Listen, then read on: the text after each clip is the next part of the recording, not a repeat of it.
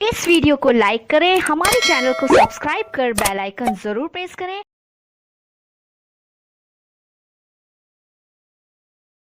Hello दोस्तों, आप सभी का हमारे चैनल स्टडी रूप एजुकेशन में स्वागत है। आज के इस वीडियो में हम कंप्यूटर के कुछ महत्वपूर्ण शब्दावली के बारे में जानेंगे कि ये शब्दावली आपकी परीक्षा में सीधे परिभाषा के रूप में पूछे जाते हैं। इससे पहले हमने कंप्यूटर के 5 क्लास कर चुके हैं, जिसमें हमने कंप्यूटर के फंडामेंटल के बारे में पढ़ा था कि कंप्यूटर क्या होते हैं, कंप्यूटर का उद्भव और विकास किस प्रकार हुआ, और साथ ही हमने देखा कि कंप्यूटर कितने प्रकार के होते हैं।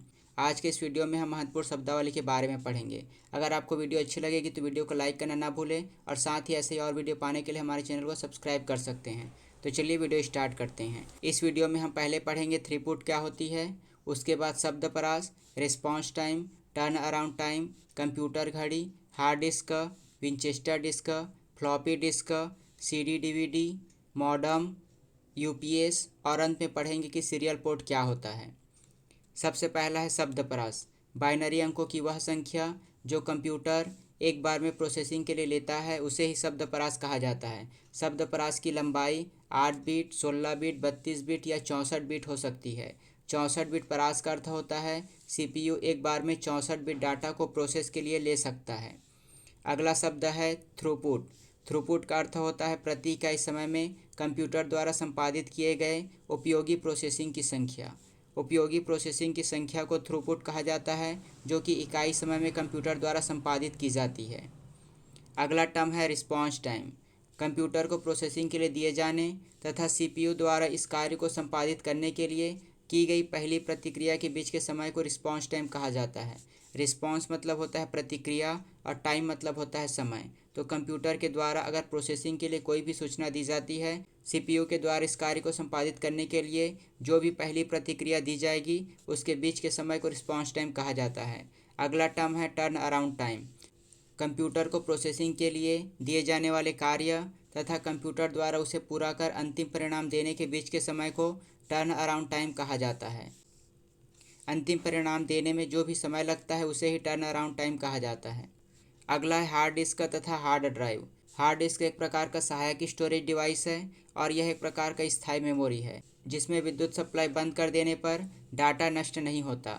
यह एक प्रकार के स्थायी मेमोरी का उदाहरण है। अगला है विंचेस्टर डिस्क।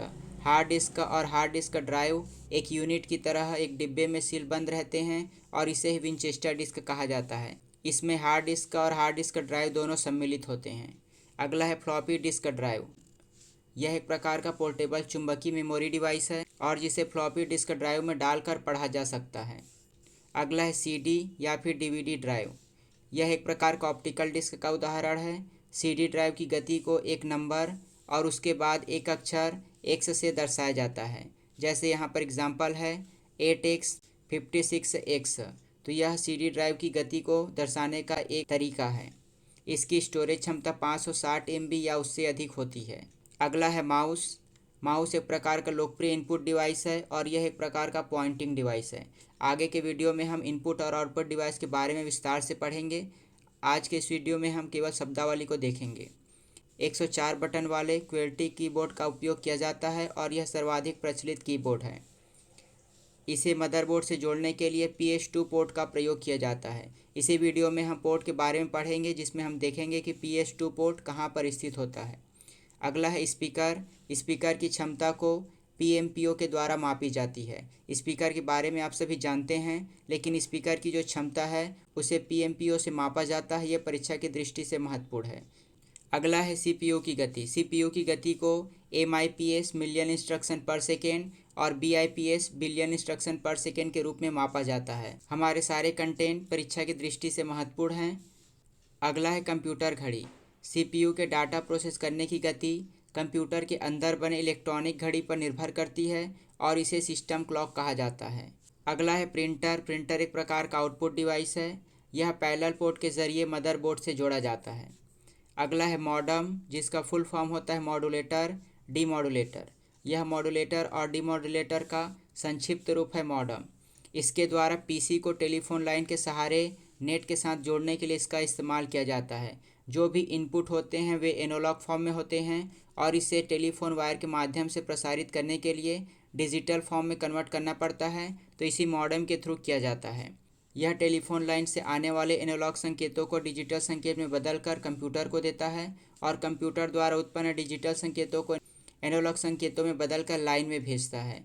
तो यह उसका दो कार्य है कि यह कंप्यूटर द्वारा दिए गए एनालॉग संकेतों को डिजिटल में परिवर्तित कर टेलीफोन लाइन में प्रसारित करता है, जबकि टेलीफोन लाइन से आए हुए सिग्नल को यह कंप्यूटर को पुनः देता है। अगला है यूपीएस, जिसका फुल फॉर्म होता है अनइंटरप्टेड पावर सप्लाई। यूपीएस में एक रिचार्जेबल बैटरी होती है जो कंप्यूटर को लगातार सप्लाई देती रहती है। लाइट ऑफ होने के बाद भी ये जो यूपीएस के माध्यम से कंप्यूटर कुछ समय तक चल सकती है। अगला है सीबीटी। सीबीटी का फुल फॉर्म होता है कांस्टेंट वोल्टेज ट्रांसफार्मर। कंप्यूटर को एक समान बिजली प्रदान करने के लिए इसका प्रयोग किया जाता है। अगला है सीरियल पोर्ट। डाटा को क्रमानुसार इनपुट करने वाले उपकरणों को जोड़ने के लिए इसका प्रयोग किया जाता है। इसके अंतर्गत उदाहरण है माउस और मॉडम, ये सीरियल पोर्ट में जोड़े जाते हैं। इसमें एक बार में केवल एक बिट डाटा ही स्थानांतरित होती है। दूसरा पोर्ट है पैरेलल पोर्ट। पैरेलल पोर्ट के माध्यम से डाटा को समांतर क्रम में स्थापित करने के लिए इसका प्रयोग किया जाता है और इसके अंतर्गत उदाहरण है प्रिंटर। प्रिंटर एक प्रकार का ऐसा डिवाइस है जिसको पैरेलल पोर्ट के माध्यम से सीपीयू से जोड़ा जाता है। होता है यूनिवर्सल सीरियल बस। इसके माध्यम से अन्य डिवाइस जैसे माउस, प्रिंटर, पेन ड्राइव आदि को सिस्टम यूनिट से जोड़ा जाता है। यहाँ पर आप डायग्राम देख सकते हैं। यह है आपका सीरियल पोर्ट और यहाँ पर स्थित है पैरेलल पोर्ट। यूएसबी आप जानते होंगे, यूनिवर्सल सीरियल बस, जिसके माध्यम से कंप्यूटर, प्रिंटर और पेन ड्राइव आदि को जोड़ा जाता है। अगला है मॉनिटर पोर्ट। मॉनिटर पोर्ट को वीजीए अर्थात वीडियो ग्राफिक्स अरे पोर्ट भी कहा जाता है। अगला है PS2 पोर्ट। कीबोर्ड और माउस को मदरबोर्ड से जोड़ने के लिए इसका प्रयोग किया जाता है। माउस को हरे रंग का PS पोर्ट जबकि कीबोर्ड को बैंगनी रंग के PS पोर्ट से जोड़ा जाता है। SCSI small computer system interface.